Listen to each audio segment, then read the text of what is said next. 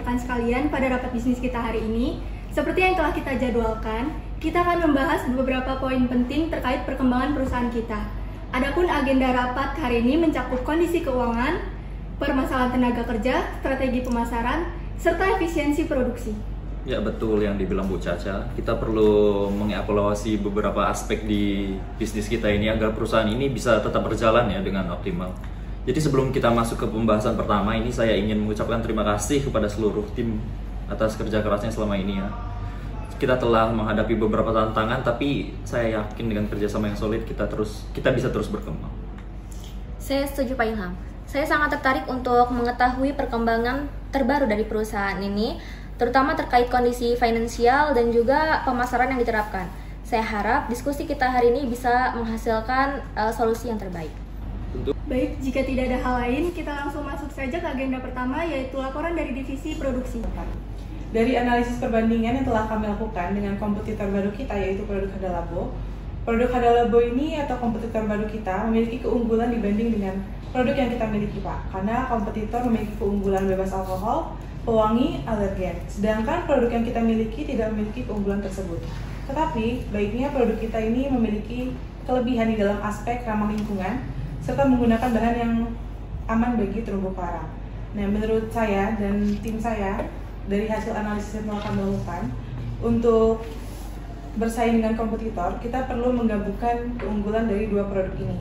Yang dimana artinya kita harus memastikan bahan yang kita gunakan lebih aman bagi kulit, dan sekaligus mempertahankan keberlanjutan lingkungan agar kita dapat menjangkau pasar yang memiliki keluhan kulit sensitif dan agar kita lebih menarik bagi konsumen yang peduli terhadap lingkungan. Dan kami dari tim produksi sedang mempertimbangkan bahan baku alternatif agar produk yang kita hasilkan ini tetap berkualitas tanpa meningkatkan biaya produksi secara signifikan. Oke, saya mendukung inovasi ini. Tapi apakah ada proyeksi biaya tambahan untuk menyesuaikan formulanya? Jika harga produksinya meningkat, gimana strategi harga jualnya? Ya saya setuju kalau kita harus berinovasi, tetapi kita ini juga harus memastikan keberlanjutan bisnis kita gitu. Jadi Paris, apakah produksi siap untuk melakukan uji coba dalam waktu dekat? Iya Pak, kami sangat siap untuk memulai uji coba dalam 2 minggu ke depan untuk melihat hasil akhir dan efisiensi produksinya. Oke, jadi saya ingin laporan hasil uji coba ya dalam rapat berikutnya. Oke, jika semuanya berjalan sesuai dengan rencana, kita bisa segera masuk ke tahap produksi massal. Baik Pak, terima kasih atas dukungan dan masukannya. Dengan ini saya ada perwakilan dari tim produksi mengakhiri laporan dari tim produksi. Sekian, terima kasih.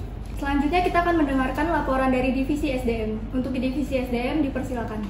Dari hasil analisis tim kami, jadi divisi SDM terdapat beberapa masalah. Yang pertama itu ada tingkat turnover karyawan yang tinggi. Hal ini bisa terjadi karena karyawan merasakan kurangnya feedback yang diberikan dari perusahaan kita, yang menyebabkan banyaknya karyawan berpindah di perusahaan yang penawarannya lebih baik dari perusahaan kita. Masalah yang kedua, kesulitan dalam merekrut talenta berkualitas. Garnier memerlukan individu dengan keterampilan di bidang kecantikan, pemasaran, dan teknologi digital yang sulit didapat karena kurangnya perluasan rekrutmen karyawan. Baik dari tim divisi SDM juga sudah mencari beberapa solusi yang cukup efektif untuk masalah tersebut.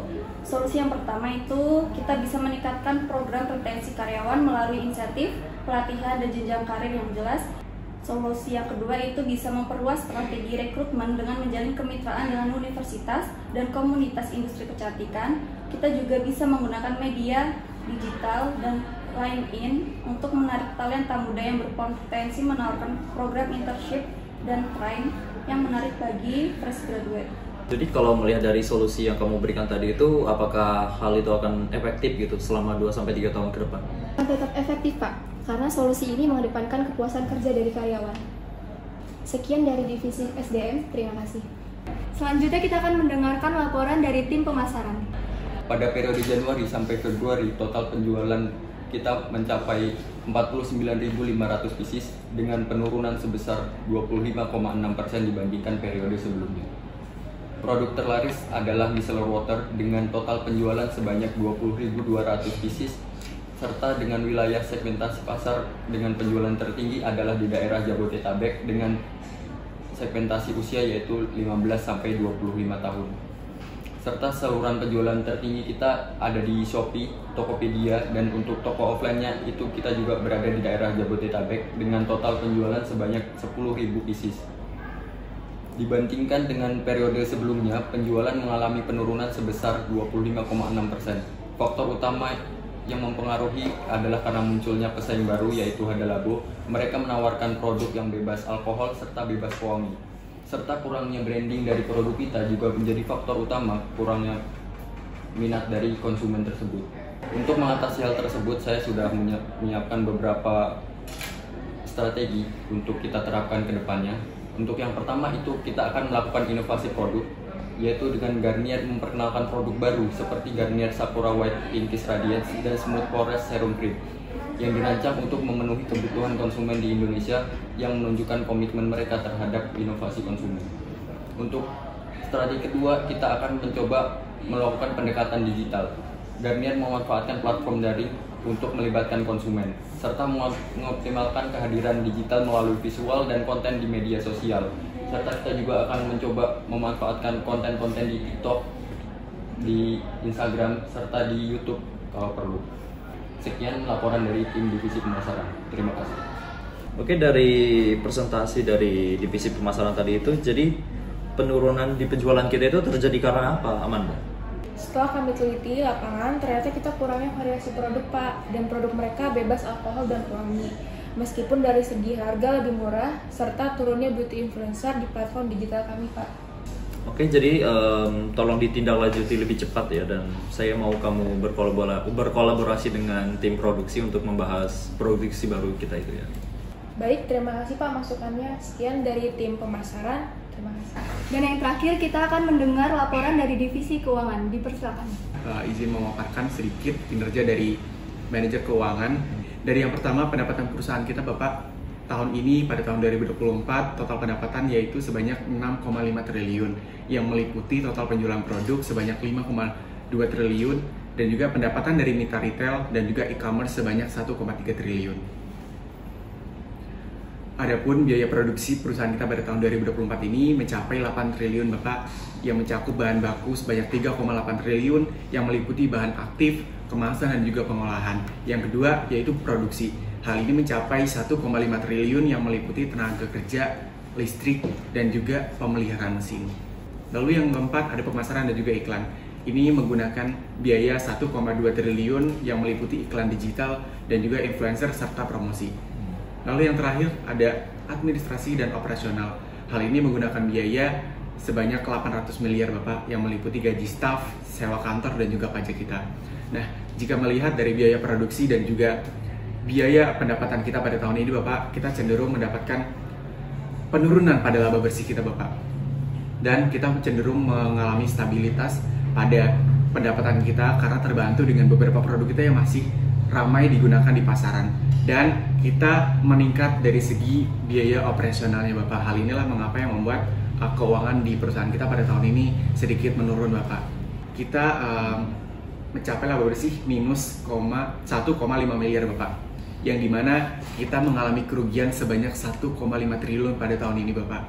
Solusi dari permasalahan tersebut saya menyarankan yang pertama, optimasi rantai pasokan Bapak. Kita bisa mencari supplier dengan bahan baku dengan harga yang lebih kompetitif, yang dimana supplier kita pada tahun ini Bapak cenderung meningkatkan harga bahan bakunya, yang dimana seperti bahan baku Nationmade yang awalnya 1,2 juta pada tahun 1 milinya sekarang mencapai 3 mili, itu mencapai 3 juta Bapak, seperti itu. Yang kedua, optimasi produksi. Kita bisa mengurangi biaya tenaga kerja dengan menggunakan mesin otomatis. Jadi kita bisa memperbanyak mesin kita dan juga mengurangi tenaga kerja manusia Bapak. Hari ini bisa mengurangi gaji karyawan juga. Itu saja mungkin dari divisi keuangan Bapak. Kamu bisa nggak sih kerja jadi manajer keuangan? Kok nggak becus? Kenapa coba pendapatan kita tahun ini bisa menurun gitu, drastis gitu dari tahun sebelumnya?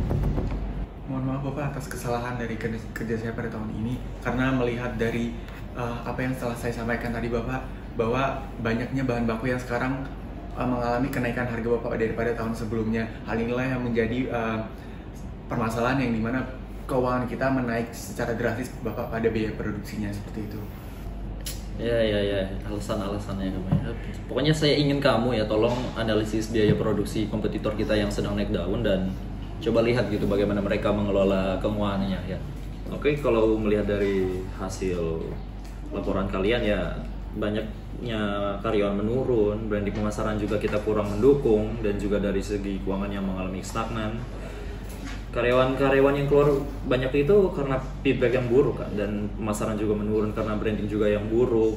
Keuangan kita juga menurun karena beberapa bahan langka yang, tapi kita juga terbantu dari beberapa produk yang masih terjual karena masih bagus dan segi bahan dan tekstur. Tapi ya saya harap strategi dan kinerja perusahaan ini bisa lebih ditingkatkan ya, karena melihat dari laporan kalian itu saya jujur kecewa dan tidak puas dari hasil kerja kalian selama tahun ini. Baik, terima kasih kepada Bapak Ibu sekalian. Pada rapat kali ini kita telah menemukan solusi bahwa kita harus tetap menjaga dan membenahi komposisi pada kandungan setiap skincare yang kita produksi. Dan jika kita ingin membuat produksi baru, kita harus tetap memperhatikan kandungan dan komposisi pada setiap skincare agar cocok untuk kulit orang Indonesia. Nah, untuk bidang pemasaran sendiri, kita akan mencoba untuk mempromosikan produk di sosial media seperti TikTok dan Instagram. Kita juga akan mencoba untuk berkolaborasi dengan influencer-influencer pada sosial media tersebut. Sekian rapat pada hari ini. Semoga perusahaan kita dapat terus berkembang. Saya tutup rapat hari ini. Terima kasih atas rekan-rekan sekalian.